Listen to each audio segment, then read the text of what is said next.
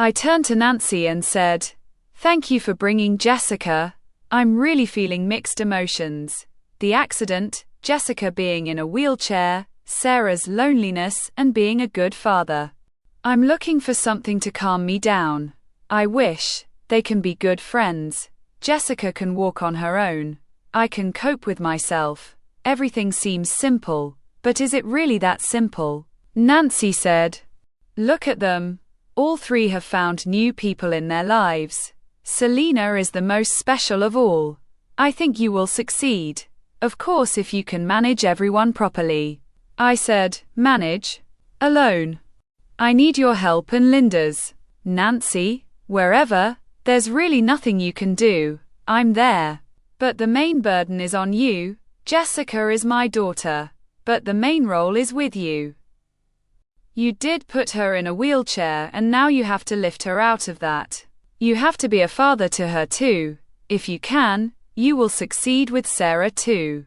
I glanced at Linda, who was sipping her soda. Ian got up and left the room. Nancy said, "Linda, something happened between you and James, right? Is it because of us and Selena? I've known your husband for a long time. He was very close to my husband. That night when he called me from the hospital, his voice was shaking. When I arrived, he was walking behind Jessica's room, arguing with himself.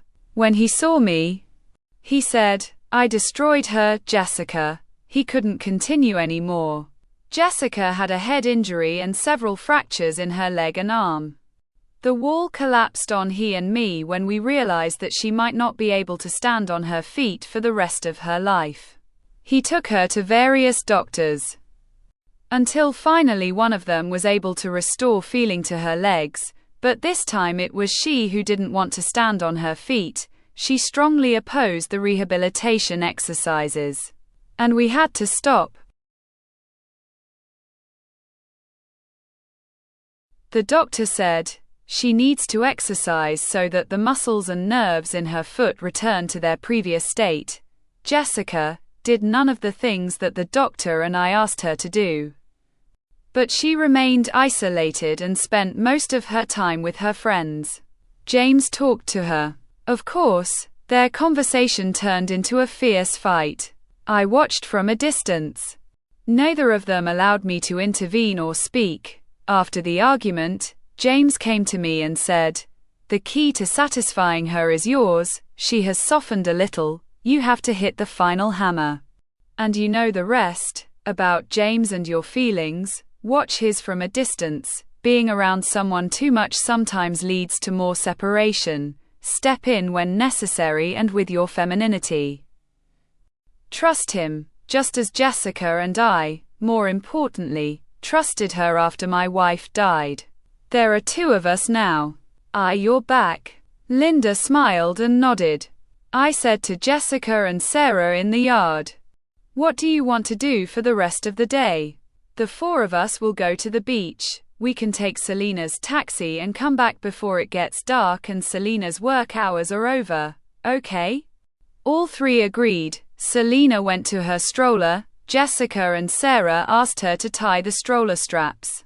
We were ready to go. The door opened and we headed for the beach.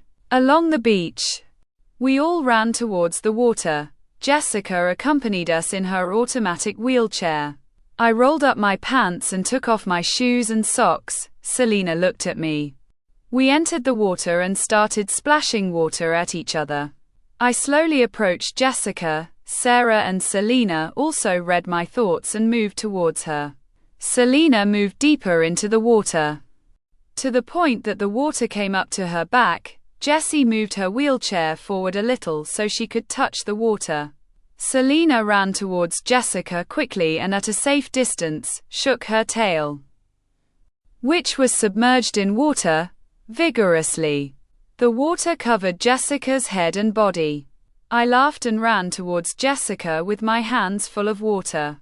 She started her wheelchair, but Sarah reached her from the other side and splashed water on her face. Jessica said, "That's enough. You've soaked me all over." I said, "You have no choice. Where are you going to run away?" This is a place for fun and water play. There are no spectators. We're already over the water. Selena went towards her and said, "You can't run away from me. I have an offer for you that you can't refuse. You just have to get out of your chair." Jessica gave her a suspicious and surprised look and said, "What offer?" "Many tried. But they couldn't get me out of this chair." "Selena, I can. How about a ride? Get on my back and run into the water together." Sarah and I looked at each other. Jessica's surprised face brought laughter to our lips. Selena stretched out her hand. She looked at me and Sarah. We nodded. She took Selena's hand. Selena lifted her out of the wheelchair with one movement. Jessica screamed and grabbed Selena's body to keep her balance. Sarah and I ran towards her.